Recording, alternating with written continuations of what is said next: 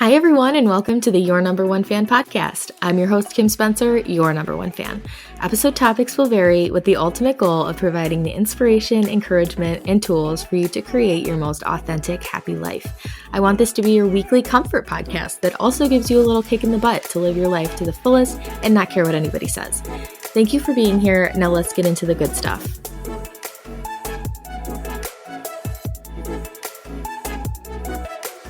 Welcome back to the Your Number One Fan podcast. Today, I am so excited to introduce you to Morgan.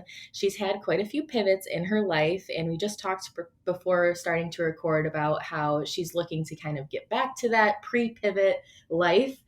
She's a mother of 3, which is crazy. I can't imagine 3. I have 1. So we're just going to get into kind of her story, how she got to where she is. She's very successful with a U-Pick farm and a flower cart. Really cool to watch what you're doing. And I can't wait to go to the U-Pick farm. So let's get into it. Morgan, welcome to the podcast. Hi, Kim. I'm so excited to be here. Yay. This is my first podcast. So I'm a little nervous. Yeah, that's all right. But no, I loved actually listening to your first episode because I've known you since literally elementary school. And when you watch people from afar, like on social media, you kind of like know where they're going, but to hear all your little inner workings of your whole story was very interesting. Oh, thank you. Yeah. And that's what I want to get into with you today. So let's go back to kind of where you see everything starting. So I know you said you always wanted to be a writer. So is there a reason that you wanted to be a writer, by the way? I don't know. I think my whole life I just like knew I was going to write a book. It's something I'm good at. I love sentence structure and grammar. And I remember, do you remember our elementary school newspaper? Vaguely. Vaguely. Prince. Okay. Was it Dr. Burnett? Yes. Okay. So we had like an elementary school newspaper and you couldn't write for it until like 4th or 5th grade. Okay. So the year before you could write for it, I complained to her and I was like, there's so many typos in this newspaper. You guys have to get it together. I love that. So I was the first student editor of that newspaper. Oh my God. And then I wrote for it the next couple years or the next year, whenever you could. We did autobiographies in 5th grade and I would proofread everybody's like during recess. I would tape them up. Oh my God. I just loved it. And I did a lot of writing workshops in middle school. I entered a poetry slam and came in 2nd in middle school. Wow. Super fun. Yeah. I felt like that's where I was going. Yeah. It was so natural to me and it's something I really enjoyed. I can't draw for anything. Me either. But like my artistic bone is in writing. I feel that. Yeah. So I felt like that was really my trajectory. And I think I didn't have a great high school experience. I always thrived in my English classes, but I think my anxiety, or I guess I didn't know it was anxiety then. Right. Now I do, but I think it really started to rear at the end of high school as the transition to college was coming. I never liked change. I never liked moving up a school or, doing really anything new. So as the transition to college was coming, I think I panicked. Yeah. Which I think is kind of normal. Oh, for sure. But I think the difference is I have kind of a hard exterior and like I wasn't able to ask my parents to help me with that transition. I think they have always kind of been at arm's length with me because I'm at arm's length with a lot of people. Okay. I listened to your astrology episode and I'm like, I'm a classic Capricorn. I don't want to be vulnerable. Like, don't talk to me about feelings. That's funny. So I feel like I couldn't ask them for help in that transition to go to college. And I couldn't do it on my own. So I kind of let that dream die. And I just was doing life after high school for a little bit. I went to stenography school after a couple years. Oh my God, we have so much in common. I feel like that's something, I was drawn to this. My aunt actually listens to this. So hi, Aunt Joan, but she introduced me to somebody who does that. And I was super interested in that. That's so funny. Oh my Continue. God. Well, I still have the stenography machine. So are you like... No. Oh my gosh. Okay. So... For anybody that doesn't know what stenography is, it's basically like court reporting. Yeah. So on this very strange keyboard type thing. Not a typewriter, but it looks like a typewriter. Yeah. It was crazy to learn that stuff. But a couple months into stenography school, I found out that I was pregnant with my daughter. Oh, wow. So that was my first huge pivot in life. Having a baby at 21 is kind of nuts. Yeah. I was single and, obviously hadn't found my way yet. So after I had her, I was working in restaurants, driving her to daycare, then to work, back to daycare to get her home for dinner. And I had like $5 in my pocket at the end of the week. And I thought, this is not sustainable. Right. Like, we have to pivot. Yeah. Yeah. So pivot again. I decided to go to dental hygiene school. It was a 2-year program, and it was a fast-growing career, according to my dad. Yeah. Who would like send me this article on MSN about fast-growing careers. So I did that, and then I went and got my bachelor's degree in it. And I was on track to get my master's. In that time, I had gotten married. We had gotten our house, and I was pregnant with my second born.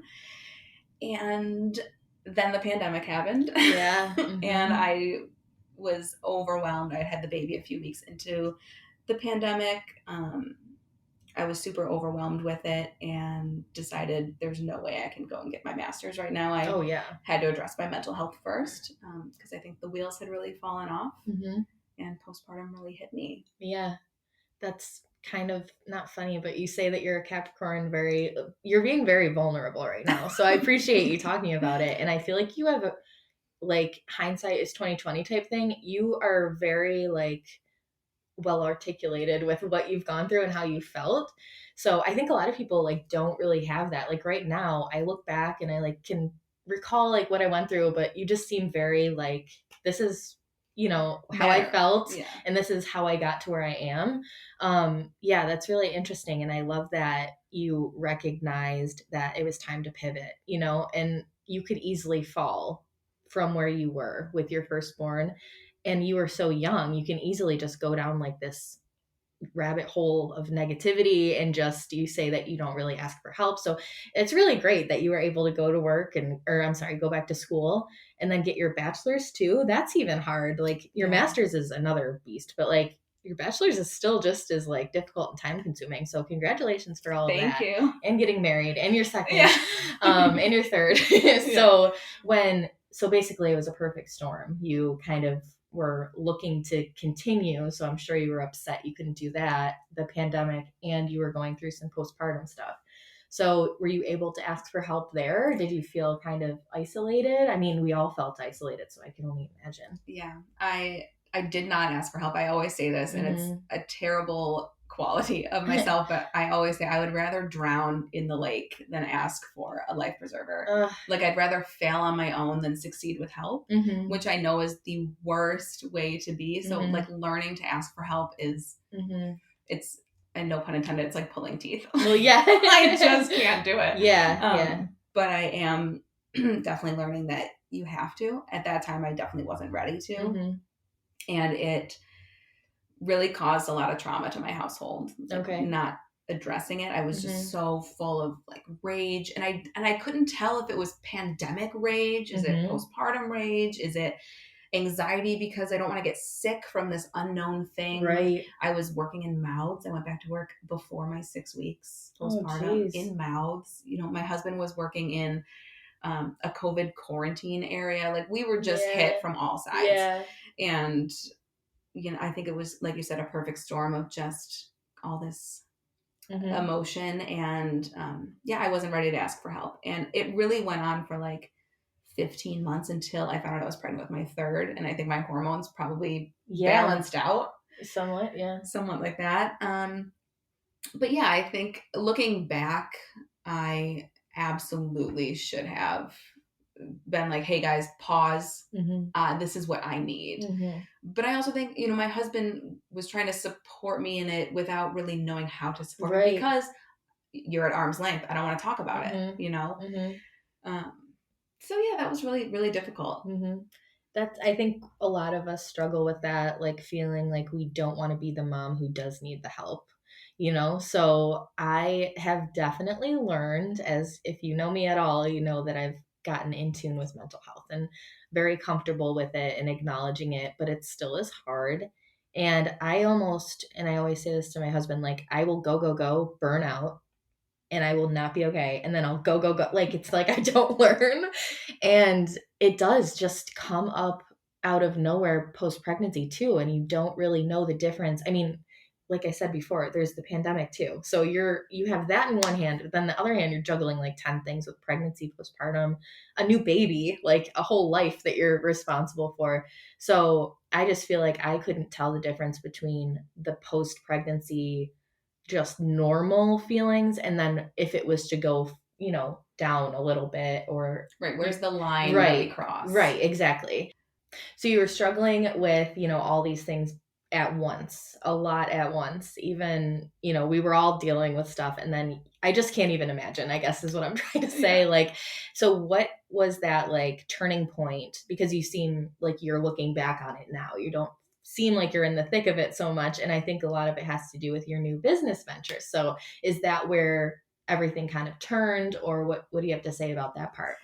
Yeah, so we moved to the farm at that time. I think during my postpartum struggle, I was like, I need to get out of here. Yeah, yeah. I want space. I want to like live on this island alone in the middle of nowhere. So we found this large piece of property and decided to put an offer in on it. And we got it. And I started growing flowers that summer just as like fun to give away to people. And it really forced me to get outside.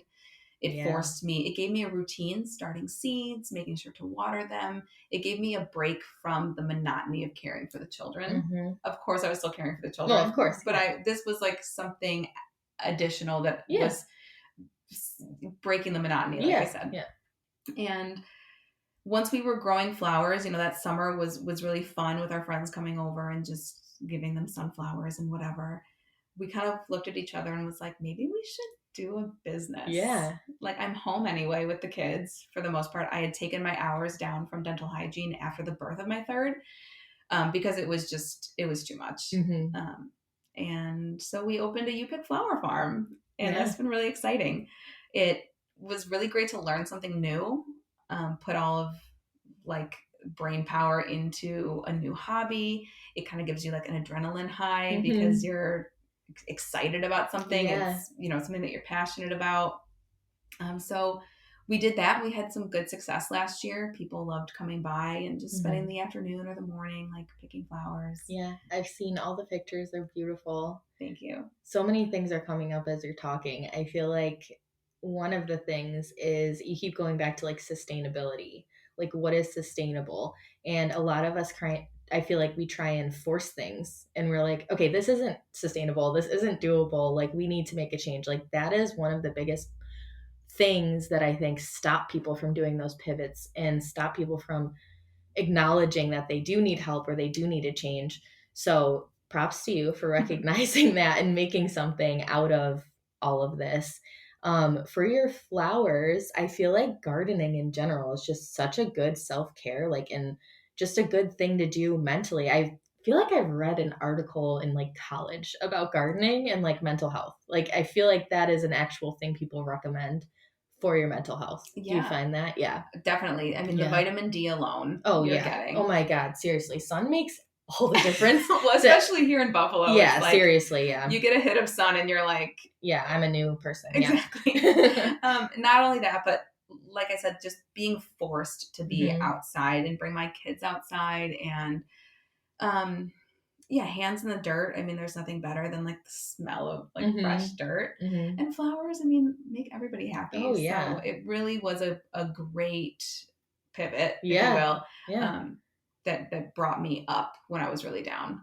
Yeah. And that brings up kind of another topic. Like, I believe in the universe, in manifesting. I believe in like, I mean, you don't even have to believe in it. It's energy. It's like science. I can get into that in another episode, but I think it just lends to the fact that you don't have really a say in how you get somewhere. Like, you can want to do things and whatever, but this flower thing like came out of nowhere. It sounds like you really recognize that, oh, I like doing this and oh, maybe that's cool, but you never would have seen that in your future, I don't think. So I think that's a really good lesson for everybody to learn, is like, you can not know how you're going to get there and still feel like you need to get there or want to get there, like as far as happiness or feeling like you have your mental health under control. It's hard to let go of the how for a lot of things, but if there's something that you really want, whether it be that flower